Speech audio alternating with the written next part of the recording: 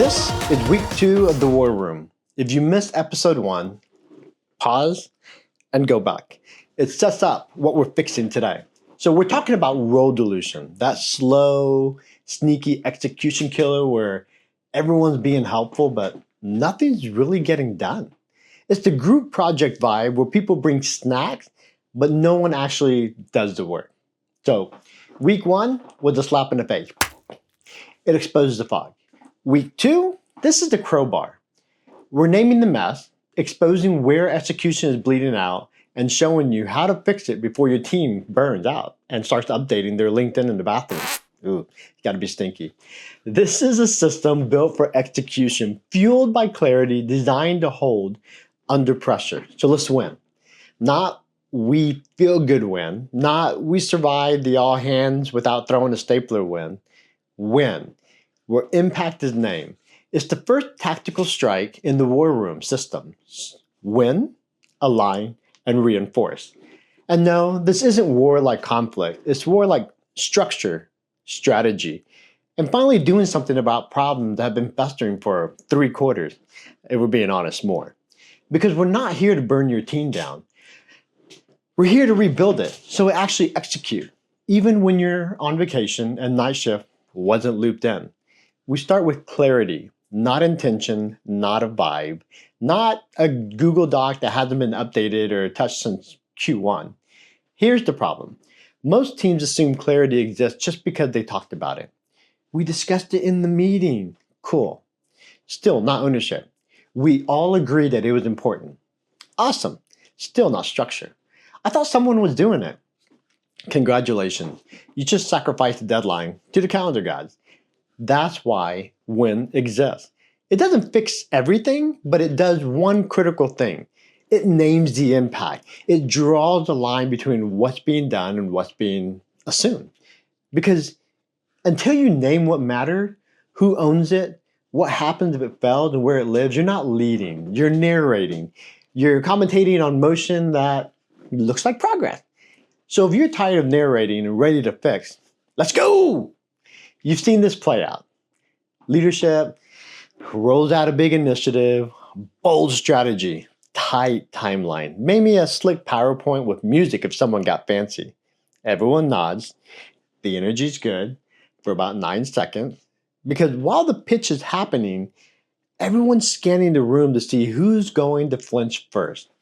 That slow side-eye swivel like someone just suggested karaoke night with no drinks, that sounds bad. Suddenly, everyone's face says, surely they don't mean me. Then comes the stretch excuse Olympics, right? That's not my job. We don't have the bandwidth. Karen swore she'd follow up, then woke up hungover, pants missing, shipped on a laptop, and no clue what the project was even about. But hey, Mercury's in retrograde. Not her problem now. And of course, someone sipping iced coffee who says, I'll do it, but I'm not putting my name on it. Ownership by ghost mode. My favorite. This isn't teamwork. This is execution cosplay. It's like Comic-Con for accountability, great costumes, zero commitment. That's role dilution in the wild. No one's malicious. Everyone means well, but without clear ownership, it all runs on suggestions and implication. And when everything's implied, nothing's enforced. Win stops that. This is how we kill the fog before it takes down another project or your next high performer who's tired of carrying the unspoken weight. Because let's be honest, in every fake aligned meeting, there's one person who's thinking, cool, cool, cool, cool. But am I the only one actually doing any of this? Enter the role impact audit. This is a tactical tool you didn't know you needed. It's like a GPS for responsibilities, except instead of rerouting, it tells you, yeah, no one was ever driving this to begin with. Unless you're in a Tesla, this probably shouldn't be happening. So it walks you through 3 critical selections, each designed to make the invisible visible and the avoidable inexcusable. So section 1 is task mapping. Wow. Task mapping. Think of it like guess who for execution. Who thinks they own the task? Who others assume owns it, and who actually should. Spoiler alert, then usually 3 different people or worse, no one at all. This is where those shared but silent tasks gets exposed. I thought you had it. Oh, I was just helping. Nope, you were drowning in execution fog. So let's clear the air. Section 2, Role Responsibility Matrix. Now we zoom out and look at the whole team. What's core to each role? What's supporting? What was temporary back in 2021?